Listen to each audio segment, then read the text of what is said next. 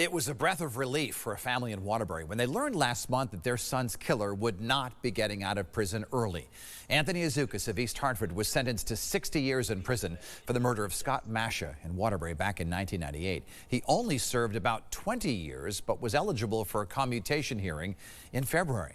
Azukas suffered a traumatic brain injury after falling while in prison and says he doesn't remember the murder and that he is sorry, though, for all the pain he's caused. I sat down with Scott Masha's family right before the hearing. They told me the hearing never should have happened. We want him in there because we fear for our lives. If he gets out, who knows if he's going to come after us or have somebody else come after us? I don't know. We're the ones that are suffering, not the guys in jail. Azukas can try again in 3 years for a reduced sentence, and now there's a new push among lawmakers to stop these commutations in Connecticut.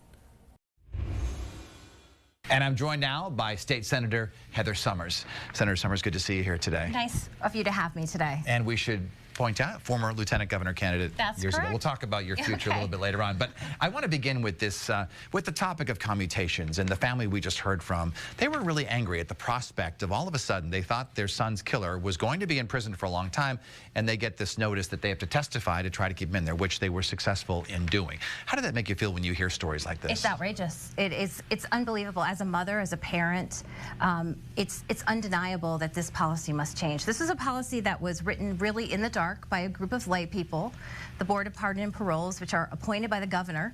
They are not legislators. They are not necessarily law enforcement. And out of the 15, only 8 are seated. And out of the 8, 3 are the ones that are doing the pre-screening, and 3 are the ones that are saying whether a sentence is commuted or not. You know, after we aired that interview a few weeks ago, we got some emails and some calls from other families who are going to be going through this in the future because there are other killers in prison right now who will be having these commutation hearings. So what is your plan? What do you want to do about it? Well, I think the first thing is to bring light on this. This has all been done in the dark. It was a policy that was enacted during COVID. No one knows about it. I found out about it by a family contacting me. Again, as you frame it so well, these are killers. These are not people that are maybe stealing cars. These are dangerous criminals. In many cases, they have had plea agreements, so they have agreed under a contract to go away for 42 years. No one day less, one day more. And now this policy is allowing them to come in front of a lay person's board who will decide how much time is shaved off of their sentencing.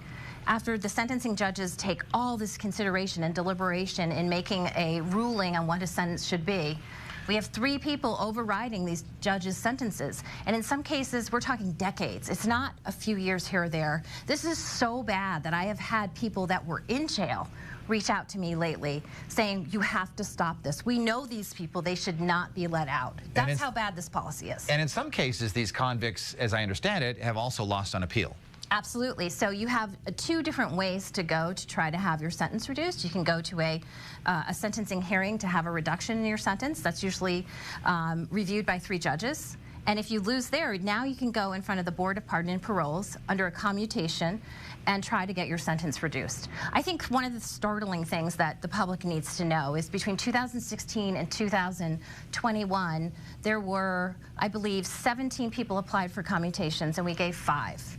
Last year, we gave 71. This year, there's 400 people signed up for commutations. You are going to need some some Democratic help to get this done. Do you have it already? We do. Actually, after our first press conference, when we talked about the Carlson family, here's a family who lost their daughter to a killer who was in his 30s, who put 7 bullets in her house. He was hiding in her bedroom and tried to kill her sister. I remember the story, yeah. You probably remember. So the Carlsons are the ones who contacted me.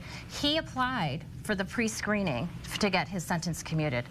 Again, plea deal. He was guaranteed to go away for 42 years, not a day more, not a day less.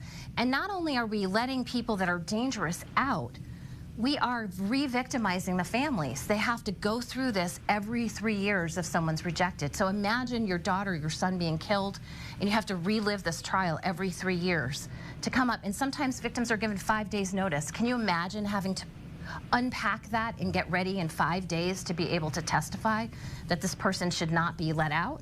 It's just tragic, and it has to stop. And we've been calling on the governor to immediately stop commutations. He has responded with a statement that I think is weak. It's saying, hey, let's take a look at it, but we really need to stop this. Well, he says he can't because of the parole board has the final say in this, correct? He doesn't have to do that, no.